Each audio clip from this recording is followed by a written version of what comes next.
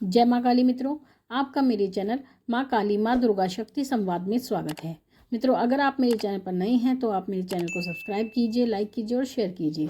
साथ ही notification bell को भी प्रेस कीजिए जिससे मेरी आने वाली वीडियोस का नोटिफिकेशन तुरंत मिल जाए। मित्रों, आज का जो विषय है वो विषय सब्सक्राइबर द्वारा बहुत बार पूछा गया है, तो उसी से संबंधित ये वीडियो है। ये सभी के लिए लाभकारी होगी। तो प्रश्न ये पूछा गया है कि पूजा करते समय हमें झटके लगते हैं। साथ ही जब हम पूजा करने के लिए बैठते हैं तो हमें ध्यान में अजीब अजीब से चित्र दिखाई देते हैं और पूजा करते समय हमें एक रोशनी दिखाई देती है। तो ये प्रश्न बार बार पूछा जाता है, तो उसी प्रश्न का उत्तर में जो है इस वीडियो में आपको मिलेगा। सबसे पहले जब मित्रों आप पूजा करने के लिए बैठते हैं, देखिए कोई व्यक्ति सामान्य पूजा करता है, कोई अपने इष्ट देव की पूजा करता है और कुछ ज़्यादा ही पूजा करते हैं। जो व्यक्ति ज़्यादा पूजा करते हैं यानी जो नित्य पूजा करते हैं, ये परिस्थिति उन लोगों के साथ होती है जो नित्य पूजा करते हैं। ये नहीं कि जो कभी कभी पूजा करते हैं उनको तो कुछ भी अनुभव नहीं होता, क्योंकि कोई भी चीज़ होती है जब आप उसको नित्य करते हैं तभी आपके अनुभव भी प्रारंभ होते हैं। और जो कभी कभी पूजा करते हैं उनकी पूजा का तो कहना ही क्या है, उसके लिए तो मेरे पास भी शब्द नहीं है। लेकिन जो रेगुलर पूजा करते हैं, नित्य पूजा करते हैं, उनको शरीर में जब उनको पूजा करते समय ज़्यादा दिन हो जाते हैं, मैं ये नहीं कहती कि प्रारंभिक अवस्था में ऐसी परिस्थिति होती है, जो नित्य प्रति पूजा करते हैं और जिनको पूजा करते करते काफ़ी समय हो जाता है, तो उनको क्या होता है, उनको बैठे बैठे झटके आते हैं शरीर में। तो वो लोग डर जाते हैं कि ये झटका हमारे शरीर में क्यों आ रहा है। तो झटका इसलिए आता है जब आप पूजा करते हैं, अपने इष्ट देव का ध्यान करते हैं, उनका मंत्र जाप करते हैं, चालीसा पाठ करते हैं या किसी भी प्रकार की पूजा करते हैं यानी नित्य पूजा करते हैं, तो जो उनकी ऊर्जाएं होती हैं वो आपके आसपास भ्रमण करने लगती हैं। वो भ्रमण करती हैं क्योंकि जो पूजा की जाती है वो देवताओं को आकर्षित करने के लिए की जाती है कि जो हमारी परेशानी है, हमारी प्रार्थना है, वो देवता तक पहुँचे और वो उनका समाधान करें। तो जब आप उन्हें याद करते हैं तो उनकी ऊर्जाएं आपके आसपास आने लगती हैं और जब वो ऊर्जा आसपास आपके साथ भ्रमण करती हैं और भ्रमण करते करते ही वही ऊर्जा आपके शरीर में प्रवेश भी करती है। जब आप पूजा करने बैठते हैं, जैसे ही आप चालीसा पाठ करते हैं तो आपके शरीर में झटके आते हैं, क्योंकि जो उनकी ऊर्जा है वो आपके मूलाधार चक्र पर बैठती है। जो चक्र होता है आपका, वो रीढ़ की नीचे की जो हड्डी होती है उसमें आपका मूलाधार चक्र होता है। कुंडलिनी शक्ति आपकी जहाँ पर विराजमान होती है, वहाँ पर जो सबसे पहला चक्र होता है वो मूलाधार चक्र होता है। तो कोई भी ऊर्जा जब आपके शरीर में प्रवेश करती है तो सबसे पहले वो मूलाधार चक्र पर ही बैठती है। तो जब वो ऊर्जा आपके शरीर में उस चक्र पर बैठती है तो आपके शरीर में झटके आते हैं और वही झटके जब आपको लगते हैं तो आप डर जाते हैं, आपको लगता है कि ये कोई बीमारी तो नहीं है। कुछ लोग इसको डॉक्टर के पास भाग पड़ते हैं, लेकिन आपने ये बात भी नोटिस की होगी कि जो झटके हैं केवल तभी आते हैं जब आप पूजा करते हैं या ध्यान लगाते हैं। उसके बाद आपको वो झटके कभी नहीं आते। या कभी कभी ऐसा भी होता है जिनको ज़्यादा ऊर्जा शरीर में प्रवेश कर जाती है या जिनको आशीर्वाद प्राप्त होता है, सवारी से संबंधित कोई प्राप्त होती है आपको ऊर्जा, यानी सवारी आपको प्राप्त होती है, तो जब आपके सामने आपके इष्ट देव का नाम लिया जाता है, यानी अगर आप कहीं पर बातचीत भी कर रहे होते हैं और आपके इष्ट देव से संबंधित कोई बात होती है तब भी आपके शरीर में झटके आते हैं, क्योंकि उस समय पर वो ऊर्जा एक्टिव हो जाती है आपके शरीर में। तो इस कारण से भी आपको वो झटके आते हैं। तो अगर आपको इस तरह के झटके आते हैं तो आपको घबराना बिल्कुल नहीं है, ना ही ये कोई बीमारी है। ये केवल आपको जो आपके देवता की ऊर्जा है उस ऊर्जा के कारण ही ये परिस्थिति होती है।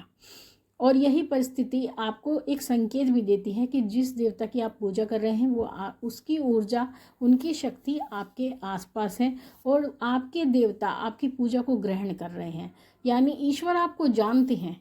आपको ये इस बात को समझना चाहिए कि जिसको आप याद करते हैं वो आपको जानते हैं और इसी कारण से वो ऊर्जा आपके आसपास भ्रमण करती है। पहले तो प्रश्न का उत्तर ये है। दूसरा प्रश्न है ध्यान में अजीब चित्र देखना। देखिए मित्रों, कई बार ऐसा होता है जब आप पूजा करते हैं, माला जाप करते हैं, खासतौर से क्योंकि माला जब आप जाप करते हैं तो आप एक ध्यान की स्थिति में चले जाते हैं, क्योंकि माला और जाप करने के कुछ नियम होते हैं। उसमें आपको तनकर बैठना होता है, हाथ पैर नहीं हिलाने होते हैं और उस स्थिति में आपका ध्यान लग जाता है। तो जब आप ध्यान की स्थिति में जाते हैं तो आपको अजीब अजीब से चित्र दिखने लगते हैं और कुछ चित्र ऐसे भी होते हैं जिनका संबंध आपके इस जीवन से नहीं होता, क्योंकि जब आप ध्यान में बैठते हैं तो आपका मस्तिष्क कार्य करने लगता है और ये जो कार्य करता है तब ये परिस्थिति होती है कि जो प्रारंभिक अवस्था होती है वही उसी अवस्था में आपको ध्यान में चित्र दिखाई देते हैं। अन्यथा जैसे जैसे ध्यान की अवस्था आपकी बढ़ती है तो ये चित्र गायब होने लगते हैं, अपने आप ही आपका ध्यान लगने लगता है। तो ये प्रारंभिक अवस्था आपकी होती है, ध्यान की अवस्था होती है, जिसमें आपको चित्र दिखाई देते हैं। और ये चित्र जैसे जैसे आप ध्यान करते जाएंगे, जैसे जैसे आपका जाप बढ़ता जाएगा, धीरे धीरे ये चित्र आपके गायब हो जाएंगे। और तीसरी जो परिस्थिति होती है, तीसरा जो बात पूछी गई है कि ध्यान में हमें रोशनी दिखाई देती है। तो ध्यान में यानी जब आप माला का जाप करते हैं, जब आप पूजा करने के लिए बैठते हैं और पूजा करते करते जब आपका ध्यान पूजा में लग जाता है, यानी जो बाहर की चीज़ें हैं वहाँ से आपका ध्यान हट जाता है, केवल आपका जो मन होता है, आपका ध्यान जो केंद्रित होता है वो केवल जाप पर केंद्रित हो जाता है।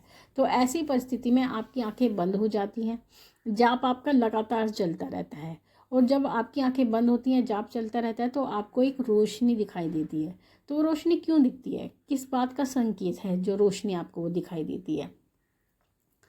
इसका अर्थ ये होता है मित्रों कि जो आपकी ऊर्जा है, यानी जो आपकी आंतरिक ऊर्जा है वो सही गति कर रही है, सही गति से कार्य कर रही है। जो आपकी कुंडलिनी जागरण है वो प्रारंभ हो चुका है, इसीलिए आपको वो ध्यान में वो रोशनी दिखाई देती है, क्योंकि आपकी कुंडलिनी शक्ति जागृत होना प्रारंभ कर देती है। साथ ही आपकी जो थर्ड आई होती है, जिसको तीसरी आंख बोलते हैं, वो भी खुलने का संकेत होता है, जो आपको रोशनी दिखाई देती है। तो इसीलिए आपको ध्यान में वो रोशनी दिखाई देती है। लेकिन कुछ लोगों को बहुत सारे रंग भी दिखाई देते हैं ध्यान में, अलग अलग प्रकार के रंग, जैसे नीला, लाल, हरा, इस तरह के रंग भी बहुत लोगों को ध्यान में दिखाई देते हैं। तो वो जो रंग होते हैं वो आपकी कुंडलिनी के ही रंग होते हैं, क्योंकि अलग अलग चक्र का अलग अलग रंग होता है कुंडलिनी शक्ति का। जब आप ध्यान में चले जाते हैं, यानी जब आप जाप करते करते ध्यान में चले जाते हैं, तो आपके जो शरीर के अंदर का भीतर का प्रकाश होता है वो काम करना प्रारंभ कर देता है।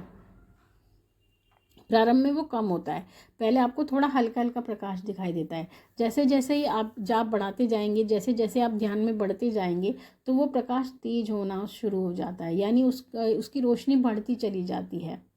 और वो प्रकाश आपका बाह्य प्रकाश नहीं होता, वो आपका आंतरिक प्रकाश होता है, यानी अंदर से वो प्रकाश आता है।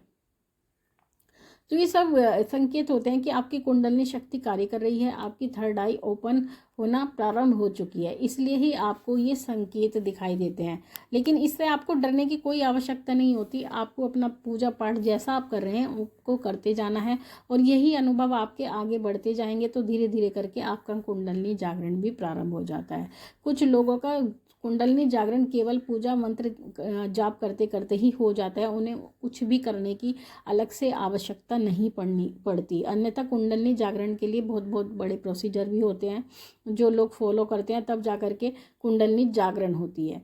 लेकिन जो व्यक्ति लगातार पूजा करते हैं, नित्य पूजा करते हैं, नित्य मंत्र जाप करते हैं, उनकी कुंडलिनी स्वतः ही जागृत हो जाती है। तो मित्रों, ये तो थी आपकी संबंधित जानकारी जो मैंने दी है।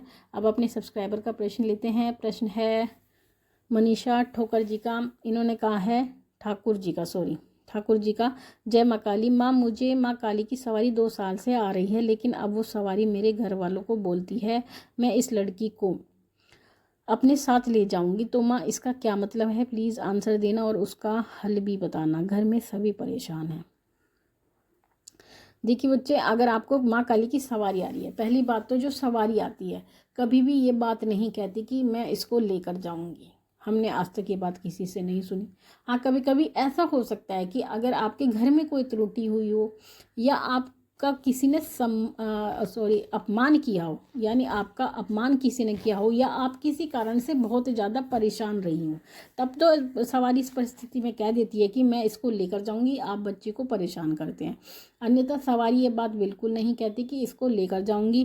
कोई ना कोई आपके ऊपर नकारात्मक प्रभाव है जिस कारण से ही ये वचन हो रहे हैं, अन्यथा इस तरह के वचन होने का कोई भी औचित्य हमें दिखाई नहीं देता है।